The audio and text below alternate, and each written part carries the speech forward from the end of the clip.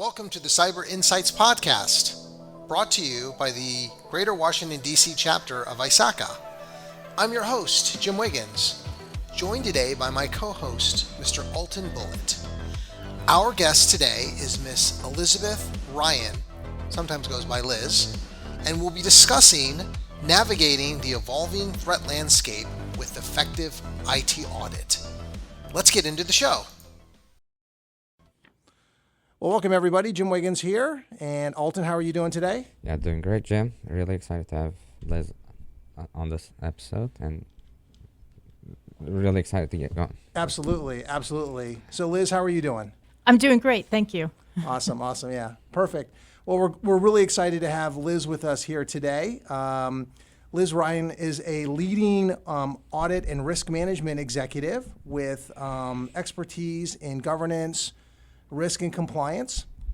She holds several different certifications. Some of them we are pretty familiar with, like the CISA certification at ISACA. She's also licensed as a CPA, and she's also got this CIA certification as well too. And her extensive career spans Fortune 500 organizations, the Big Four, and leading organizations across the technology and financial services industries, as well as her leadership in developing innovative enterprise risk frameworks. So anyways, that's who we're going to be talking with today. We're really excited to have Liz here. And I should also mention, too, that Liz also serves on the ISACA-GWDC board, right? Yes, I do. What are you doing there, just real quickly? Well, I'm serving as the chief of staff to the president of ISACA, so essentially assisting with moving the initiatives forward. And that would be Shushila Nair, yeah, the president of the local chapter. Yeah, absolutely. Awesome. Okay, well, cool. I thought maybe what we could do, we usually like to try to provide some context about our guests. And the first question I wanted to ask you was if you could maybe talk a little bit about your career journey, what brought you into the IT audit space. Maybe we could start there. Oh, fantastic. Sure. So my journey began in auditing, actually with the federal government, and I was working on compliance audits. And from there, I moved on to financial audits with a global media company, and that's where I was introduced to IT audit. And I sat for the CISA exam and became a certified information systems auditor. And I was recruited to a global consumer products organization, and that's where I started my IT auditing experience. And after a couple of years with the consumer products organization, I moved over to public accounting with the Big Four, and began to expand some of the work that I did, focusing more on financial and IT risks, supporting the audit engagements. Got it. Awesome. Hey, can we ask for a second, what inspired you to focus in this area in terms of cyber and IT risk management? Can we kind of build that narrative out? Sure. So, it really started at the media company that I was working with. It was my first experience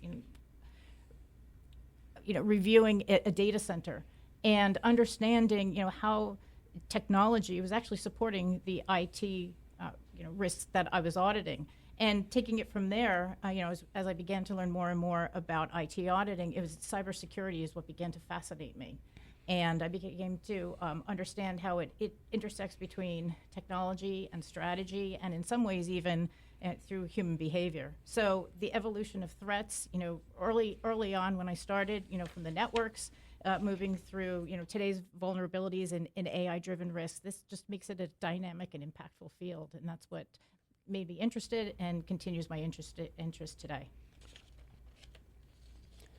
Right, so Liz, how do you see the role of the IT auditor shifting from the late 1990s to Today. recent? Yeah, today. I think so. In the late 1990s, a lot of the focus, I think it was local area networks, the IBM mainframes, focusing on internal risk to the company.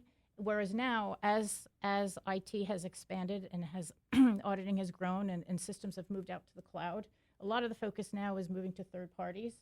It's also, there's more and more threats to the organizations, external threats to the organizations as far as vulnerabilities and hacking into the companies and protecting their data. And so the IT auditor's role is really expanding, and they're becoming more and more of I would say, a trusted advisor to the business, helping them to understand here are the threats, here are the things you need to be thinking about, and working with the business leaders in order to understand the risks that they need to protect.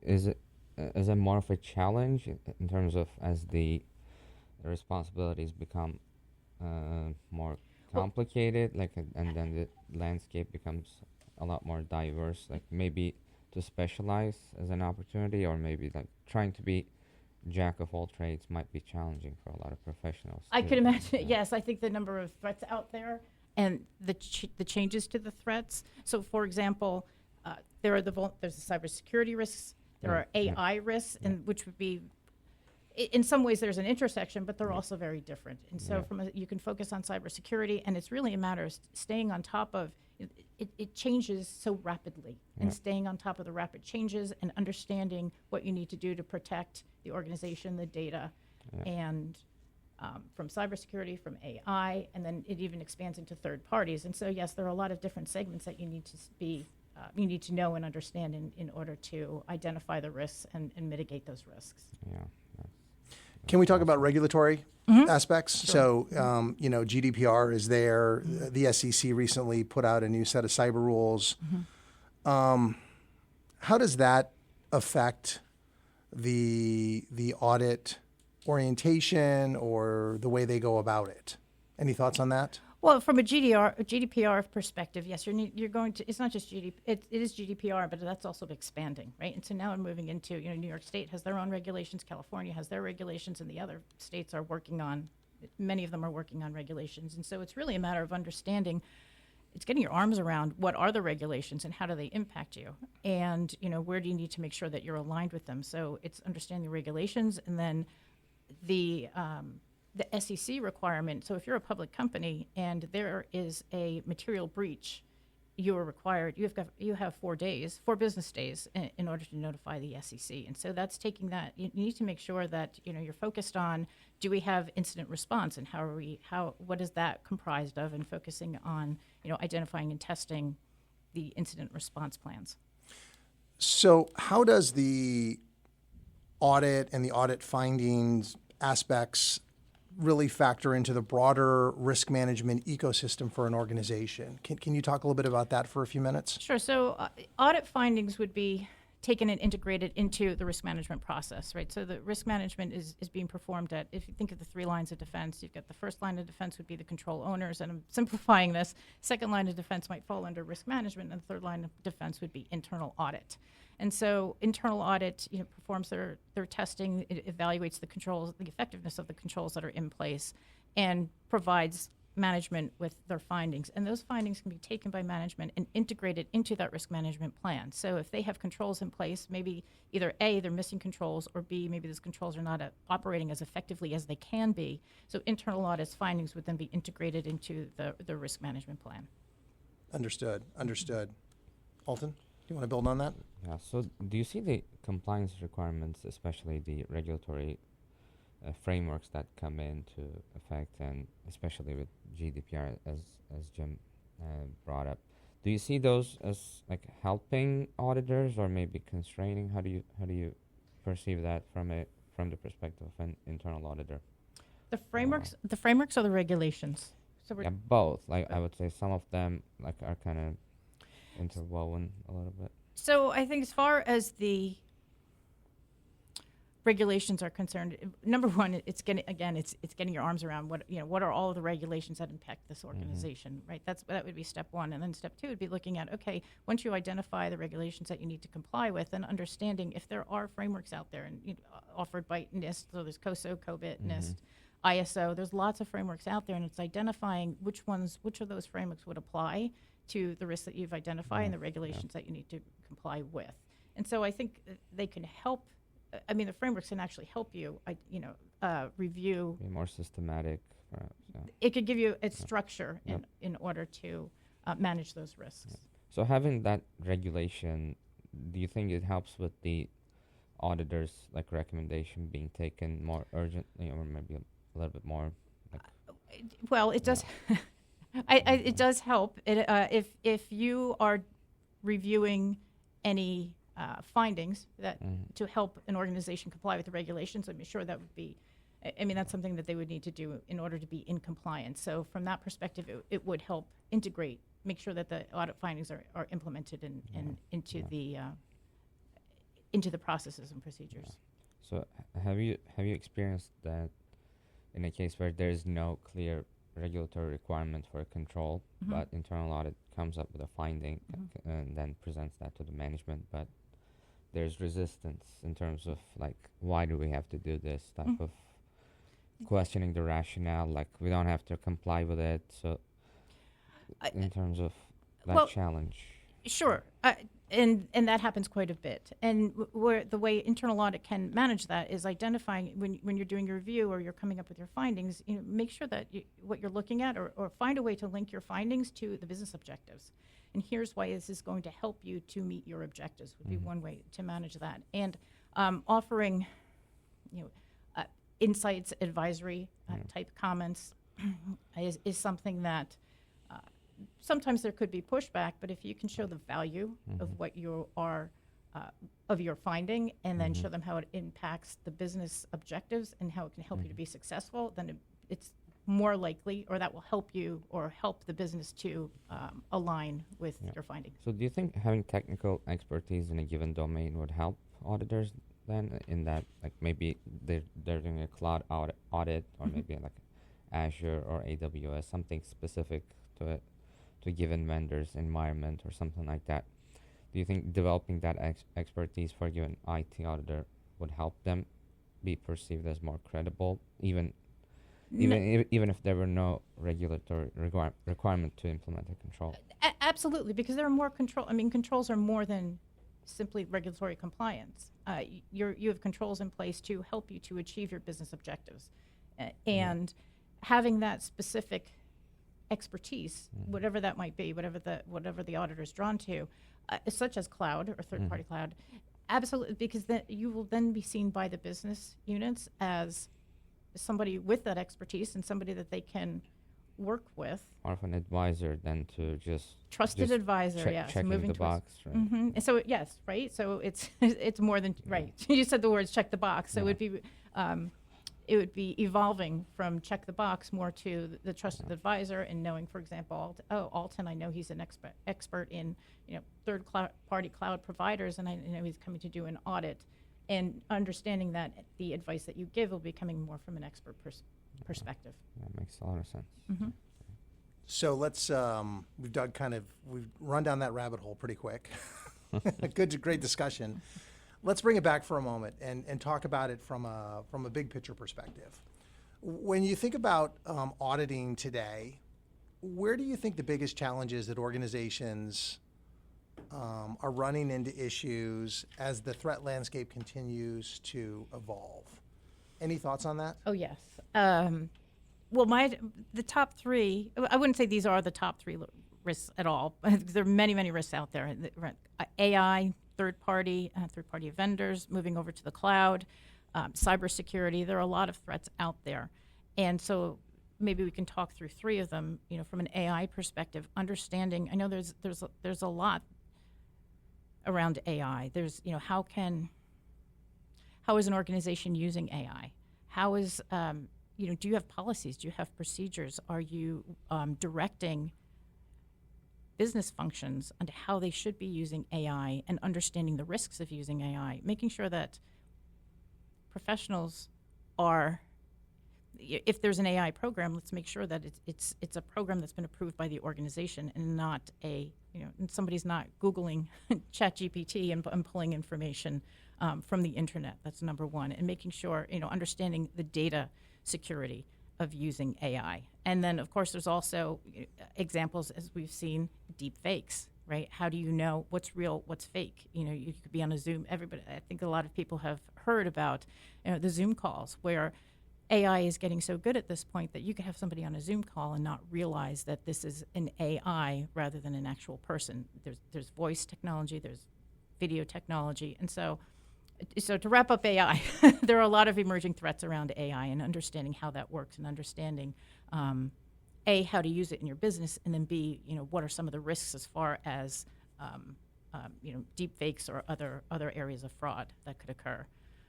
From a cybersecurity perspective, it's protecting your organization and understanding, if you're a public company, also understanding that, you're going to need a process. You're going to need a structured process to understand if there is a breach, how are you going to evaluate that breach, determine that it's material, and then next steps were, reporting that from a compliance perspective. And then lastly, like third parties. Third parties are outside of your organization. So you need to make sure that there's a way that you can understand the controls in place at that third party and make sure that they're complying with those controls, because the controls at their organization, that's your data, those are your reports, and making sure that you're still responsible for the controls over that information that's being processed at the third party, number one. And then number two, another review of the third party is from a reputation standpoint. If you're connected with this third party, what is their background? What do they do? And making sure that they are an organization that you would want your name connected to. Because if they were to end up in the news over some type of fraud, then you would could potentially be connected to that. So let me follow up real quick on the AI discussion that you were referencing, one of the three pillars in terms of the threat landscape. I'm curious your perspective on something. I did interview another CISO at a Fortune 500 organization some time ago, probably 3 or 4 months ago. And this person's perspective was that AI was really just another piece of software that the organization needs to basically manage. I'm wondering, do you think that the audit community has that particular type of mindset when it comes to AI, or is this really a wholesale change in terms of how business is being conducted and the kinds of processes and practices? Do you understand my question? Does that make sense? Can you spend a minute and talk about that just from the audit community's perspective? Sure, I can understand that perspective, right? AI it's an application and it needs to be controlled. And in addition to that, or on top of that, it's understanding how the business is actually using that particular application and making sure that there's policies around using that application. I think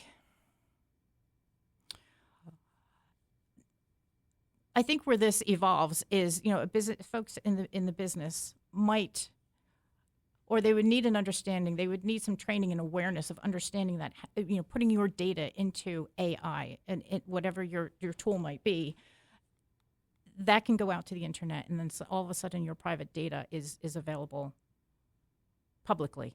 And I think that type of training and awareness for the business functions, not just to make sure that they are thinking through how they're actually using the application, what the implications are, and then continuing to monitor the business units and understanding how that application is being, I guess, used and integrated into the processes.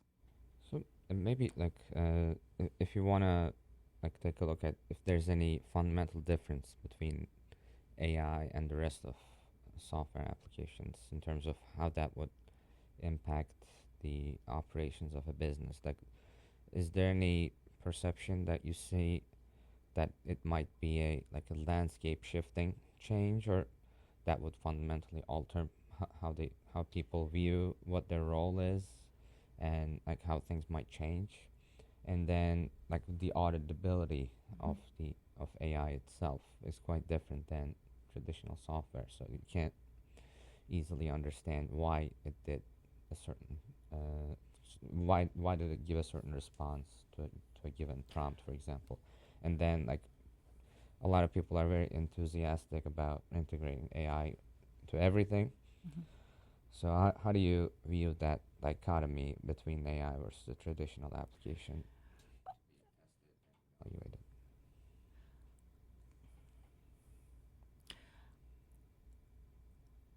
So one of the areas, so let's take using AI in a business unit, in a business function, and let's say maybe the accounting function, or we can even say the internal audit function, right? Because a lot of my perception of what businesses are looking to use AI for would be to take on some of the more redundant tasks that might be occurred, and then use the time that now becomes available to focus on greater risks, or I would say maybe more material functions.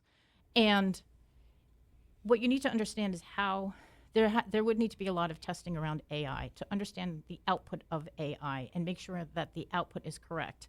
And I don't know if I'm sure you've used it, and sometimes AI will deliver an answer that when you read it, it might not be correct, and you happen to have the knowledge to understand that. So I think there's some level of human interaction in there to make sure that the result of the AI is correct. And so that is something that would need to be monitored. You still need some level of human interaction with the process. Having that human in the loop, as they say. Human in the right? loop. Yeah. Mm-hmm. Yes, exactly. If I can throw another data point in, just because I've been following this industry, as you know, Liz, for quite a bit, and Altan, you do as know too. You know, the other dimension that I think, we're not going to be able to solve this issue, but the technology is moving so fast. OpenAI, which of course puts out ChatGPT, in the last 30 days has released 2 significant models, the O1, and then just last week, in the last couple of days, they've introduced what's called O3. And these are significant iterations of almost of an exponential scale in terms of the capability. The people that I was following, for example, on social media in the last, let's say 48, 72 hours, have suggested that they are close to something called AGI, which is artificial general intelligence. So rather than it just being a specific tool that we use to basically build content and such, I think it's kind of interesting because not only do we have the aspect of, well, this is a whole new set of tools and technologies and practices, but the technology itself is exponentially growing in terms of its capability, which from an audit perspective, I think also creates an interesting dimension or an interesting challenge for organizations, because how do you deal with that? And I'm not asking for you to necessarily comment on that, but I just wanted to throw that out.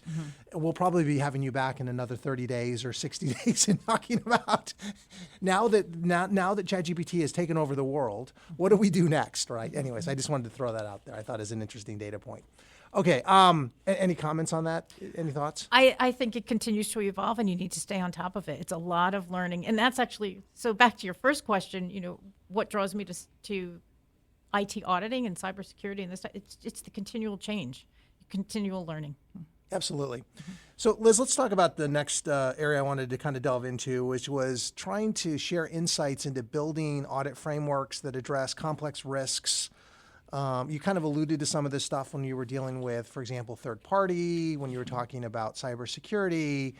Any thoughts, any ideas on suggestions on how organizations can go about how they would kind of either map to these frameworks that we were discussing, or maybe even some of these new technological challenges? Sure. So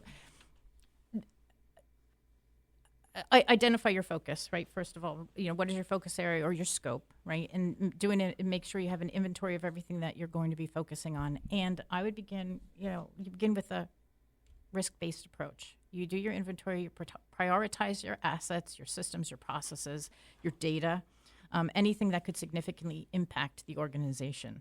Then you identify your risk areas.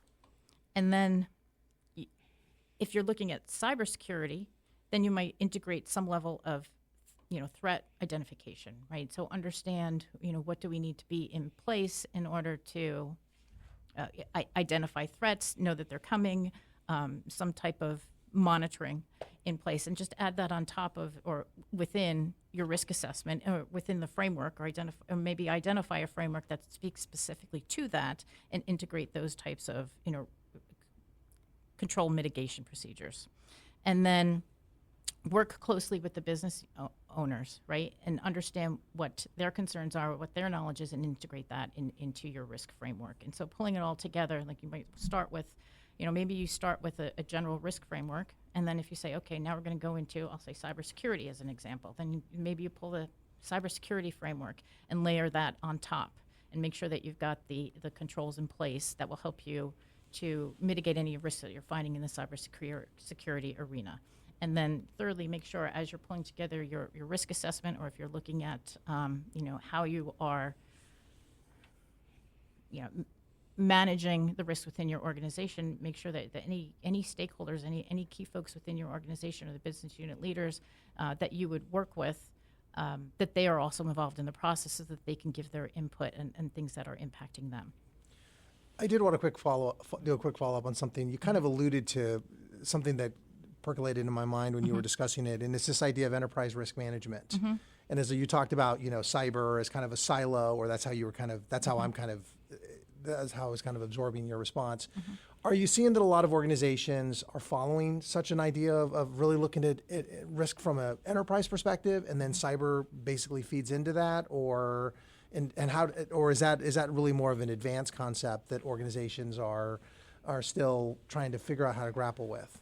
Any thoughts? I don't know if I'd refer to it as an advanced concept. I see it as top layer. If you go top down, top layer is enterprise risk management, and that's looking at risks across the organization and tying those risks to the business objectives, right? And so then the next level down might be maybe you're looking more at a function or a business unit and identifying the risks within each of those different business units.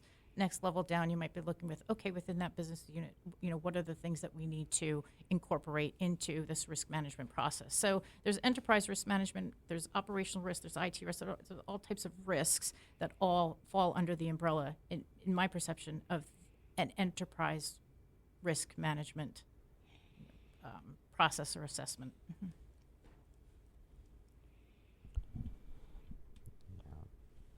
So in terms of how to communicate that to the high-level decision makers, do you see? Have you identified some of the more effective methods of communicating, especially from the audit perspective? How do you see some of the best ways to communicate that cyber risk to non-technical folks, perhaps at the enterprise-wide level? Education.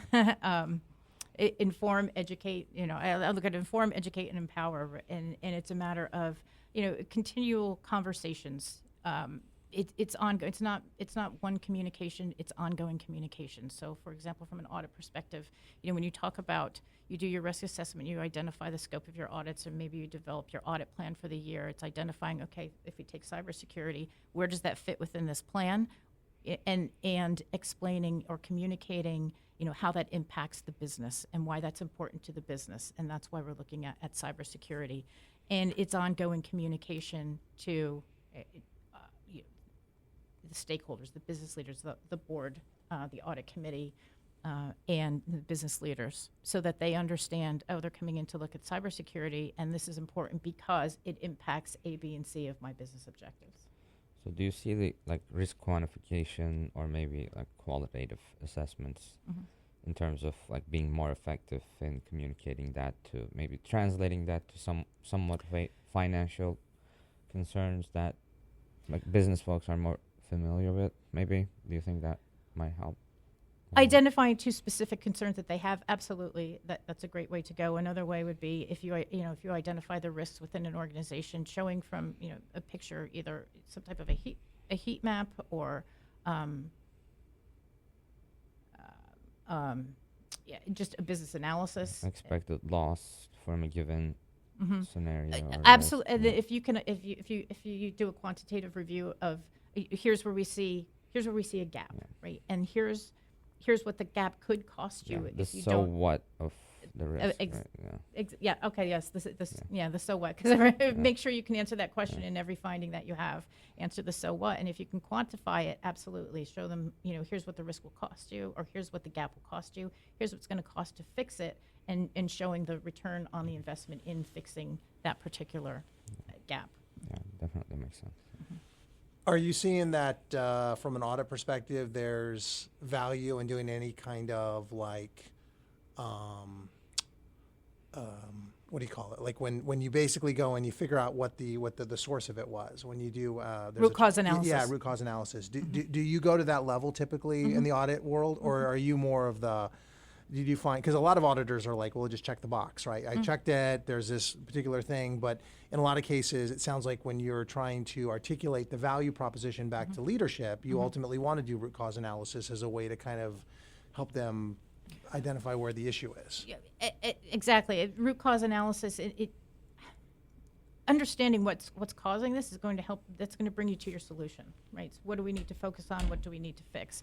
Because you want to fix, again, the root cause, and maybe not so much the symptoms that you're seeing arise in some of the testing that you're doing. To address the underlying issue rather than the symptoms, right? Yeah, exactly. Yeah, definitely. That's awesome. Let's now talk a little bit about standards, right? You kind of alluded to, I think you mentioned COSO and COBIT. How do the role of standards like the NIST cybersecurity framework, obviously ISACA's COBIT, the ISO standards that are out there, how do they actually help in structuring audits effectively? Do they provide kind of a roadmap? Do they provide any kind of guidance? What role do they play in the audit space? They would.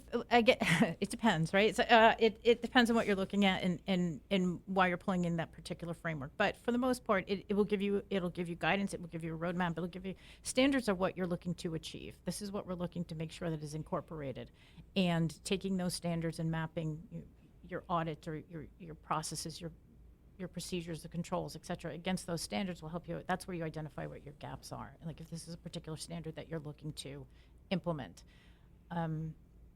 When we talk about COSO, and we'll start with COSO, because that gives you, again, that's probably a roadmap, right? And saying, okay, from a governance perspective, what do we need to look at? And then again, COSO goes, down layer to layer until you get to your internal controls, your control activities. And then maybe you want to, if you're doing depending on what you're auditing, right? If you're doing a large audit or even SOX auditing, you use COBIT. A lot of organizations use COBIT, right? And other organizations also bring in COSO. They use COSO, and then they'll bring COBIT in from the IT perspective to make sure you've got the governance over the IT and the control activities. Got it. So then do the standards themselves typically in the audit space get used as criteria, or do they just influence organizational policy and governance that is ultimately used as the criteria, or does the audit mechanism usually use both? Any thoughts on that? Well, the audit mechanism, auditors, auditors will use this, it depends on how the way audit would use it would depend on how the organization uses it, right? Because the management is responsible for implementing their standards, their procedures, their policies. And then, so if they are using, let's say they are using the cybersecurity framework, right, within their policies and procedures, and then that's something that audit would use. Or audit might decide to use, hey, here's the cybersecurity framework. We think you should be using this. So, and maybe the business unit is not using it, and so they'll do testing against that framework to say, here are some gaps you might want to implement, and that will bring you in line with this particular framework. So it can be used in different ways, and every organization is going to use the framework differently. So it's the classic, it depends. It depends. Understood. Hey, can you share a case where you were involved in a successful implementation of an enterprise-wide audit strategy and kind of what that looked like? Sure, I do. And I'm going to go back to, this was actually a SOX implementation, and it was a global SOX implementation. And what the situation was, an organization needed to implement an entity-wide SOX compliance plan, let's say. And they were they were a global organization. And so some countries had a more mature process than others. And so the way we went about that was starting with understanding what would we expect to see there, right?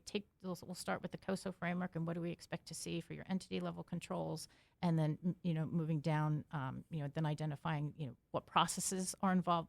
First identifying what business units are involved, then what processes are involved, And that would give us a roadmap of the organization, what is in scope for the organization, and that would be across, countries and business units.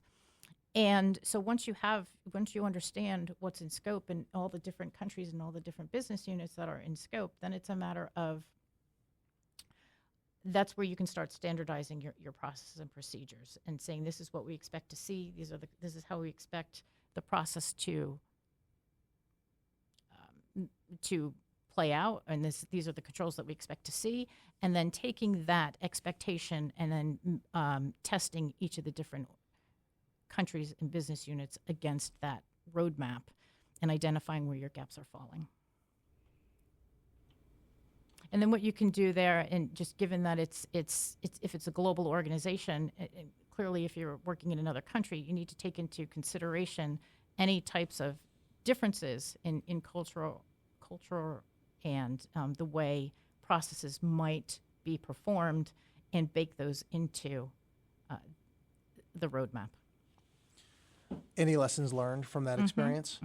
The lessons learned are, make sure that you have stakeholder alignment before you begin, right? Identify your scope, identify your next steps and your procedures, map everything to the business objectives, and talk to the stakeholders, make sure they understand what it is that you're doing, what it is you're rolling out, continue to communicate with them, along the way. Take any of the feedback that they have and integrate that into your process, because that helps them to build ownership, right? And all of a sudden, then they have a lot of interest in the project.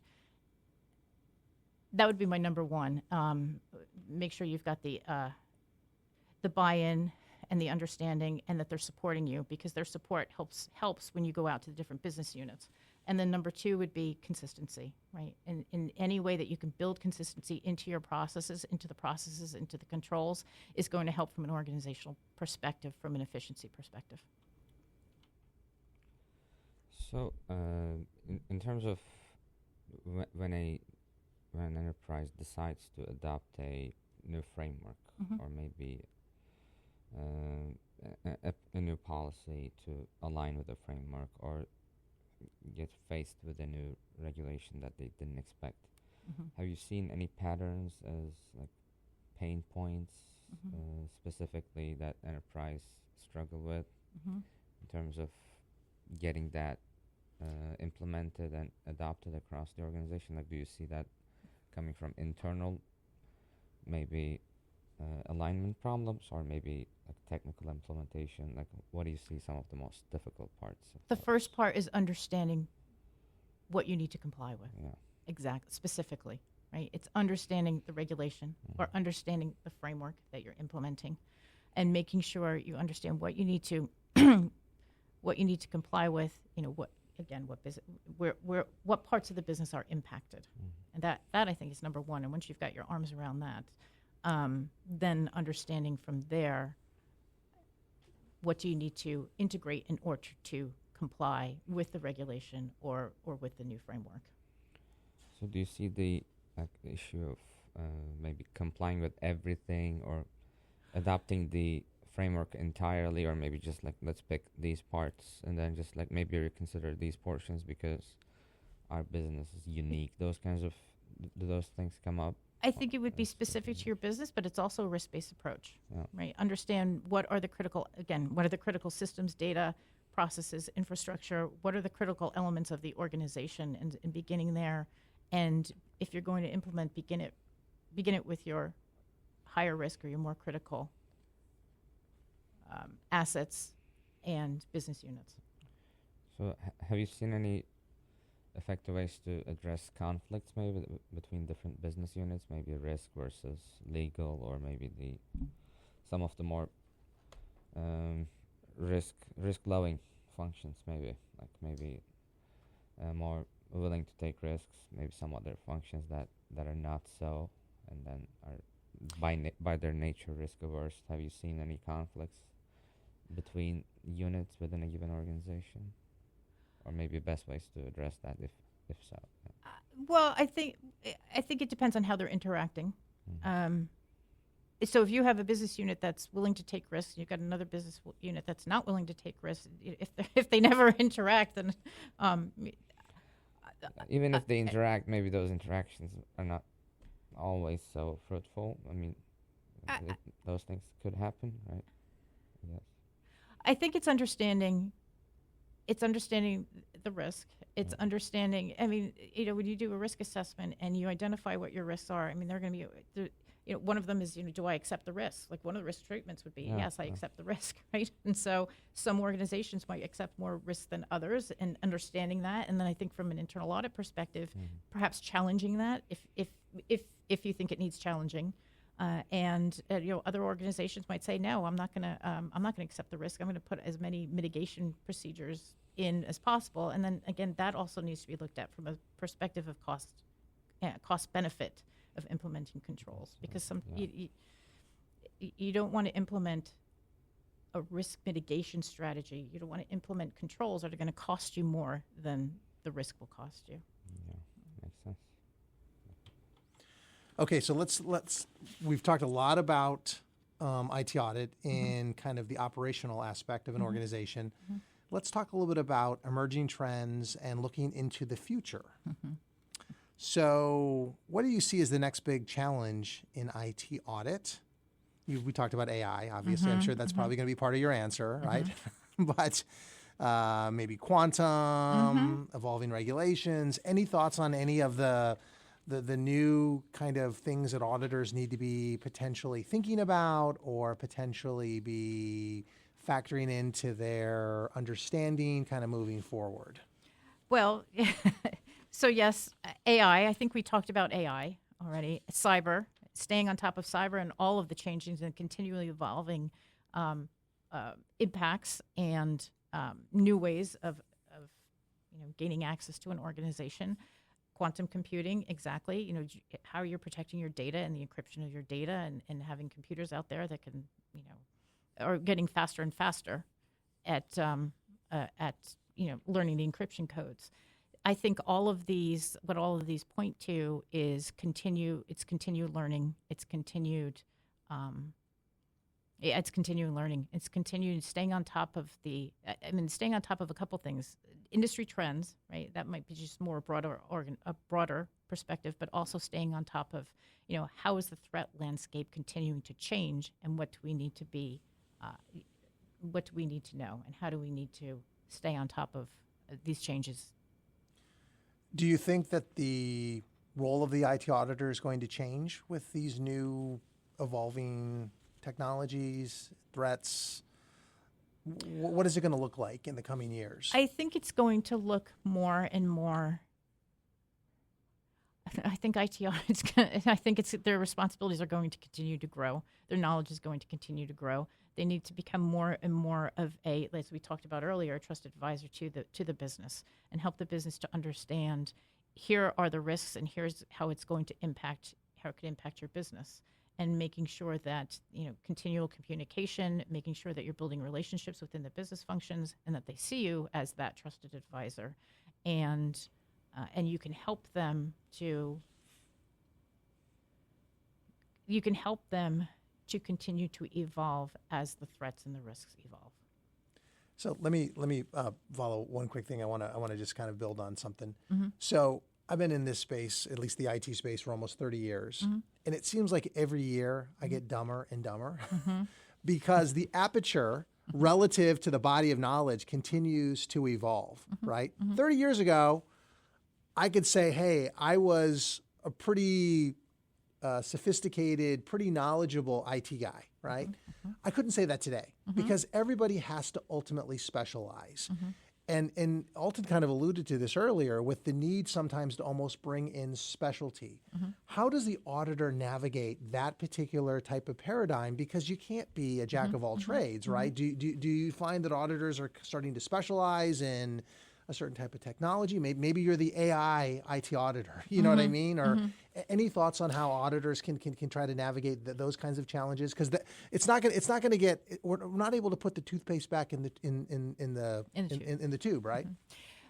It's interesting you say that, because I have asked myself that question too. I think it's time to pick an area and specialize, because to your point, I mean, it's just getting broader and broader, the more and more that you need to know and understand. I think this could be addressed in a couple of ways. If I look at an internal audit department, let's say, there might be an IT audit team, and sure, those folks might want to pick their specialization. There could also come a situation where maybe you don't have that specialization on your audit team, and that might be something to outsource to a third party. Maybe, I'll say the accounting firms, right? They might have the specialization, the consulting firms, and bringing that in-house that way, rather than continuing to build the IT team, because you're going to have to just continue to build the team. I think that is what IT auditors can do, maybe even if they're not a particular expert in a certain field, is, and again, I still think they can build their relationships within the business so that they can be some type of an advisor to the business. And maybe if they don't have that knowledge, identify ways that they can bring value to the organization, and that may look like bringing specialists in. So, that's how it could be addressed from an internal audit department. And then, of course, there are other areas. If somebody is a specialist and maybe they're working for the consulting firms or the accounting firms, and they are a specialist, and if that's your area, then I'd say, dive in, become the expert, and I think it'd bring great value to your clients as a service provider. So I want to talk about a little bit more of the pros and cons of outsourcing expertise versus developing that internally, and then maybe some of the more viable ways to incentivize that within the staff from an executive perspective. Maybe if we think about getting the expertise from outside, there's obviously the cost benefit components of that, and then the corporate memory, and then the build up of knowledge that you may not necessarily be getting that from an external consultant, that they come in and work for you for 6 months maybe, and then just they go and work for another organization. Then you no longer have that understanding to just on demand ask people what was the problem, what were the challenges with this technology, so that there's that kind of maybe challenge that organizations might face that they may not necessarily if they had internal understanding built up. And then obviously external consultants can be much more costly too. So there's that too. Maybe you can talk a little bit more about how do you balance that in the long term. And then if you decide to maybe incentivize internal development and specialization within your teams, how would you go about doing that? Because in the end, if it's not going to matter too much for staff, like for individual people in terms of their career progression, it might be difficult to actually get that translated into reality, because it takes a lot of effort, as you might imagine, to develop real expertise in a certain area. Why would people want to put in the effort to become experts in a domain if the organization decides that it's a good thing to invest in, maybe, or incentivize? So what are your thoughts on that?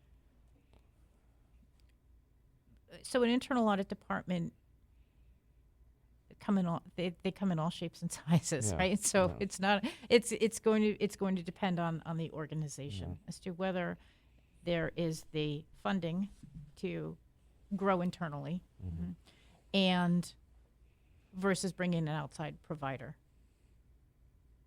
If growing internally is the route that an internal audit department would want to go, I think it's looking out to the I'd say 3-year plan. 5 years seems so far out now, but maybe look at your 3-year plan, look at your 5-year plan, look at where you expect the organization, where your department to grow.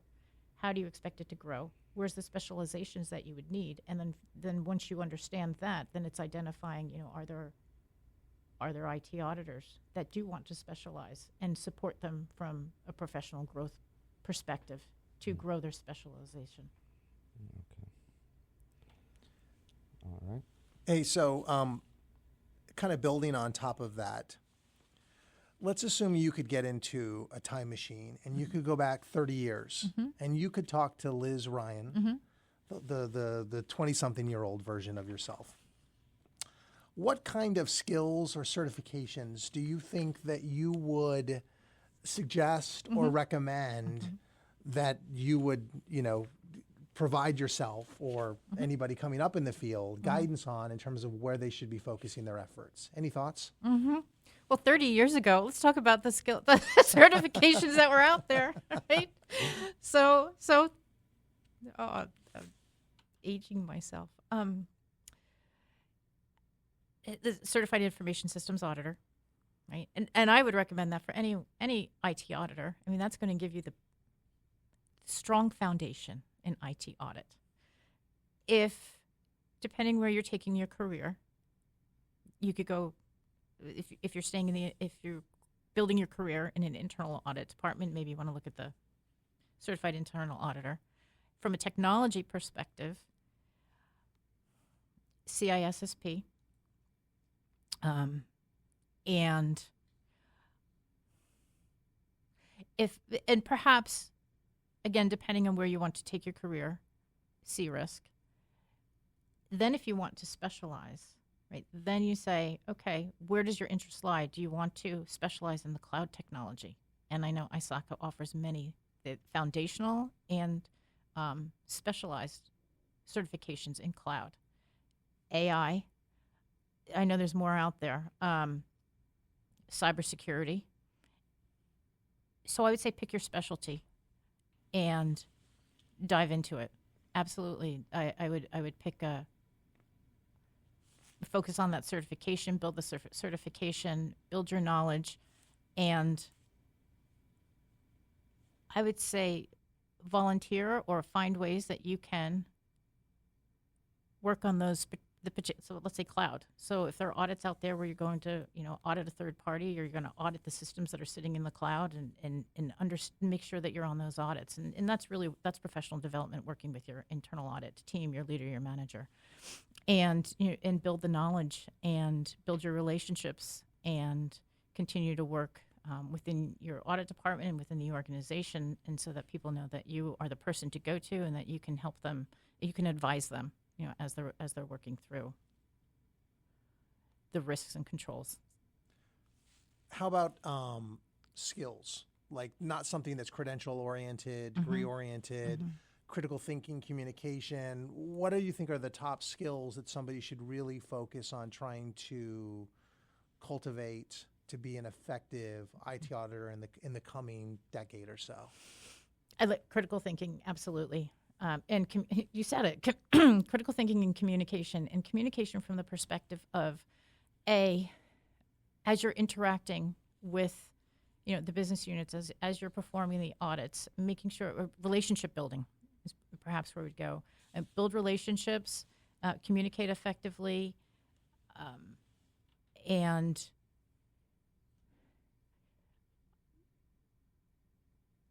auditors, I think auditors, the way they can be very, very effective is building the relationship as, again, an advisor. And we're here to, you're there to audit them, but you're there to make the business successful or make the function successful. And that's what your role is helping them to be successful and making sure that that is effectively communicated, that you're building a relationship on that basis. And that would be, on top of the technical skills, I think that would make a great IT auditor. From a career development perspective, how do you see things changing for early to mid-career assurance professionals over the last couple of decades? Like, in terms of, do you think it's more difficult to find something and specialize, or maybe like to decide what you want to do with the I think there's a lot more choices. You think it's more difficult now for new professionals? I don't know that it's more difficult. I mean, I don't know that there were so many. The specialties were evolving, right, over the past 30 years. Now there's a lot of areas to go, and it's going to continue to evolve. New areas are going to arise. And I think the difficulty would be in the choice. What do you identify? The paradox of choice, right? Right, exactly. Right, I want to do everything, right? Picking where you want to focus, and focusing there. Yeah. So let me ask you another question. Let's ask about overlooked aspects of IT audit that might be out there. You know, we've talked about career, we've talked about operations. If you had to stop and think for a moment about something that a lot of times doesn't get factored in, what would that be? Any thoughts on that? I'm probably going to, I think again, I'm going to go back to third parties. If you have third parties, making sure that the responsibilities that are occurring at the third party, it's still management's responsibility, even though it's outsourced to a third party. And so making sure that that is factored into any audit plan, making sure that as the relationship is created, that there's some type of, you need to build that into, the contract with the third party. And it's either through internal audit has, the ability to go out and audit a third party, or it's looking at the third party service auditors reports, the SOC reports.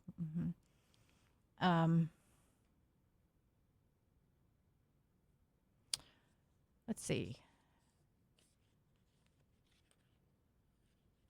I think that would be the main, just making sure that